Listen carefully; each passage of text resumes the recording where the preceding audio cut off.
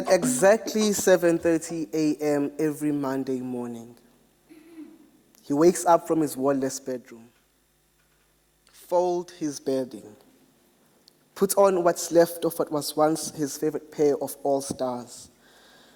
From his torn jacket, pulls out a flattened cancer stick, saved by last night's consideration of tomorrow's cravings. The first pull is always for his mind to breathe, before he turns his gaze to the busy city street. No, nothing is ever out of the ordinary. A formal pattern of crowds chasing traffic lights to stop at the next, fidgeting bodies chasing frantic time. What better way? What better way there is to run after fleeting everything than in a hamster's wheel? To work like a colony of ants.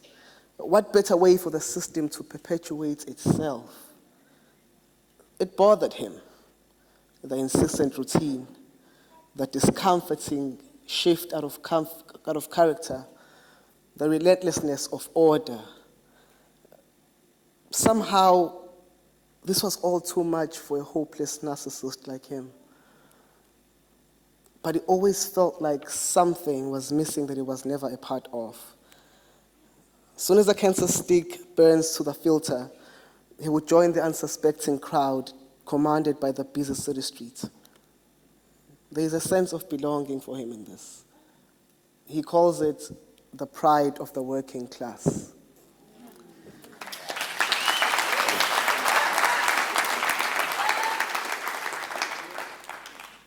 Hello, everyone. Sanbona. We know Zulus are stubborn. That's about it.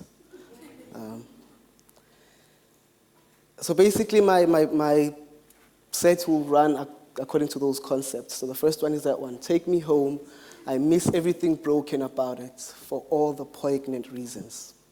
So I want to do poems that refer back to my childhood and back home. But before I do that, I'd like to acknowledge someone in the crowd who's a very dear friend of mine, also my colleague. He helped me through this year, and I learned so much just going through his writings. His name is Zex Ndokweni, or Zakele Ndokweni. He's up there in the crowd somewhere.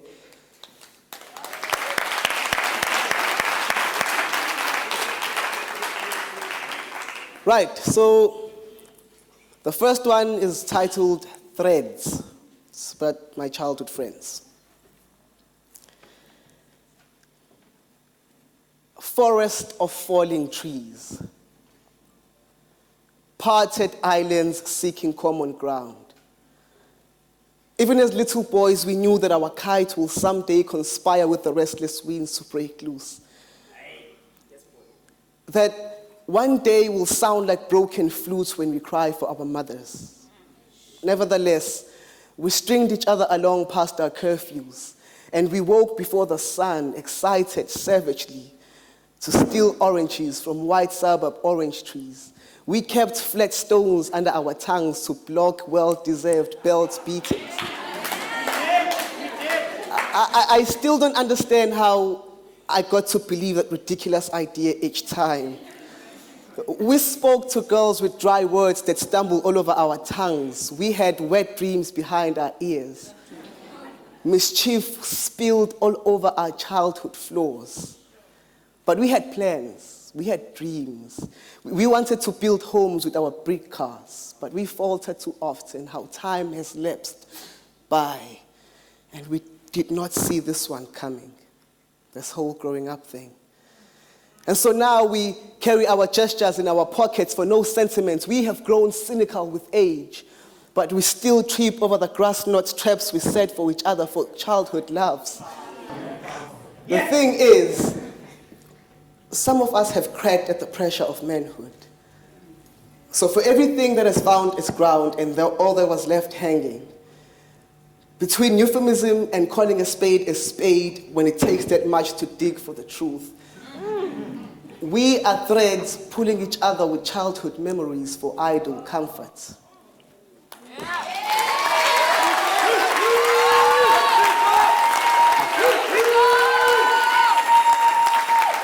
Right, The second one is about my father. I can never complete this one, but here goes. My father reminisces like a well-traveled storyteller. How he recalls each passing detail. Memories intact with stories told over and over again, but never shared texture. His words often hang something heavy. How he casually jokes about death as if he's resuscitating a room full of dying people. His honesty, too blunt to speak the least of. Ashy voice, rusty cough, a vintage heart, it sounds like a boombox when it beats. A bundle of wires for a beard. An armor for shoulders that hangs his towering skeleton. So what gives in this world to men with battered souls, fractured backs to stand for anything, sheltered by falling homes, weathered spirits? In days much, much younger than these, he promised himself he will build stronger pillars. But now his back has been broken down into a vast landscape of grudges, content with the withers of time like a peeling antique collecting dust. I have grown to watch him rock himself to sleep, rocking between his worries, displeased with the looming stench of rotting what could have been. How a grown man's sole purpose is learning how to forgive. I really wish I can teach my father how to forgive. I really do. Because he longs for the lost scrolls archived in my grandmother's linkles. I plan to build wind chimes with these beer bottles. I plan to bathe his feet when I go back home, while he tells me stories about each scar marked by treading on the rough edges of time. I will seek to understand what it means to inherit his sins. Now, I have known my father as a man who walks midnights to their fall, so I will not ask him to bear logic for the blisters under his feet or the barrenness of his hands. With bold lifelines, I know of journeys. I know of journeys traveled by men who hold the sun at gunpoint. So what will be of their names when tombstones begin to weather?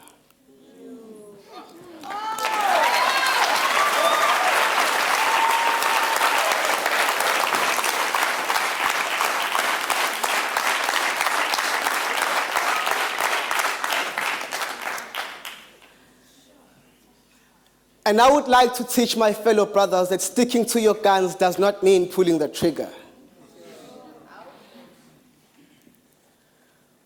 Around bonfires, they will gather with their youths and tell stories of indigenous heroes. Bloodlines of Nyereres, Bigos, and Sobigos. Cloaks of proud black widows. They saw us marching in, hailing white flags of peace with dried bloodstains of our fathers. We were prepared to talk. Some say the gathering was an autopsy on healing wounds, and some say it was to honor the dead in their resting tombs. Before we reconciled, we had to know the truth. The tension was thick in the council chambers of universal justice, an exchange of scornful look, vulgar insults, songs of the fallen sung on top of the other. Someone had to call for order. The councilman called for order and ordered 2 representatives from each tribe to present their case, one a warlord, the other a farmer. Now the anger was in their dust when they stomped their boots at the angry. Now you can feel the anger from the rioting dust of their boot stomps when the warlord stepped forth to present his case, and he began. I am a son of a nation of broken bones, where men are killed like they are stashing souls, and witches live to throw spiteful stones under the same sky with vultures who feed on living hope. And so we protested from the edge of our guns like get back with your politics. Educated fools, dyslexic teachers, what did they tell you about freedom when justice is for sale and you are just a pro bono case and it's you against the state, and the first right you have is to remain silent. Everything you say will be used against you in the court of law. Now the law was always absolute when it was bent against our will, so we trained our boys into troops and engaged in war.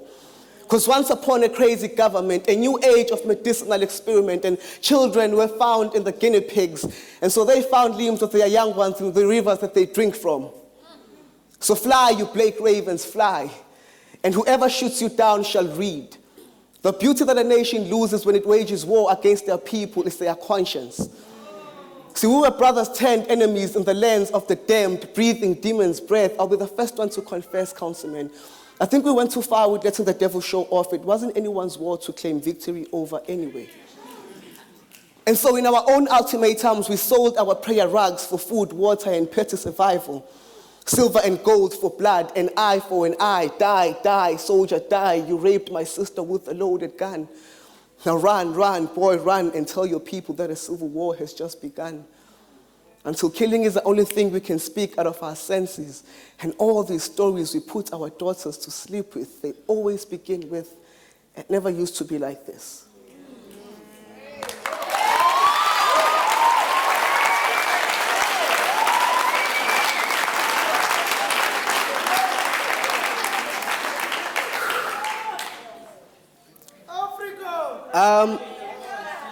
If you go to any typical township school, and you stand in front of the kids and you tell them that in the next 5 years, the person you're sitting right next to is a potential rapist, they laugh it off. Or the person you're sitting next to might be doing life to prison in the next 5 years, and they laugh it off. But when you say, or you might be sitting next to a psychologist, it shocks them. And there's something wrong about that. Right. Our mothers are township loudmouths who lashed us with their tongues. Clumsy similes and metaphors, drunk in accent, explicit vocabs, priorities were. Getting drunk is much more important than a full stomach, so you knew too well not to fuck with your last piece of bread. This one is for them. It's for these kids who have crumbled to their knees trying not to fall apart. All they see in their dreams are dead-end signs, born into a world where silence is bliss and ignorance is golden. But see, these are kids hell-bent. They have been burping flames since they were infants. They know 1,000 ways to kill a conscience. The cracks of broken families. And some of them have made peace with the idea that we are massacres happening, how we line up each day to be crucified like soldiers in the front line. This war cost too much after combat. Like who are made with empty guns as our arms. We are the freeborns. We have, say, at least a century of slavery rusting our shoulder blades. At the age of 11, Temba witnessed his father melting along with his screams in a pot full of boiling gold. Imagined his run back home, where he told his family that he wants to carve diamonds for a living. Then, of course, no grieving mother understood what this even meant. But these are dreams never granted enough sleep, plastered on street corners like collages, waiting on failing economic systems. Always remember to be your mother's daughter. And never forget yourself in the presence of others. These are her father's words. Her father was too noble of a countryman, with hopes that could build monuments. He spoke to her like he looked up to her. And one day she witnessed her father get arrested for protecting his wife from a police beating. On that day, she saw all the colors of our national flag. What a blindfold. Because on that day, she saw her father's pride get torn like a mother's skin, and she knew that revolution is not for the faint-hearted, and sometimes respect is taken and complacence is deadly. But these are kids raised by bastards and abandoned by mother sunsets. So tell me, noble statesmen, how dare you kill their dreams with petty illusions of freedom?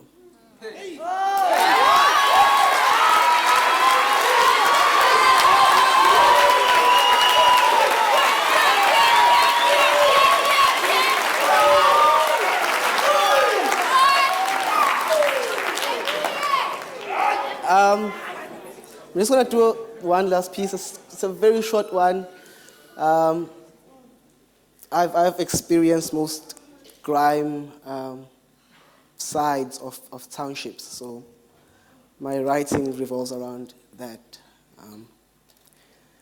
So let's talk about these township street, washed down youth, beer pissed on these broken temples, these young girls. Pretty dirty little secret who chose men for what they have and what they not. Why, my sisters? Why do you carry daggers under your tongues, eyelids, niggles behind your eyelids? Why?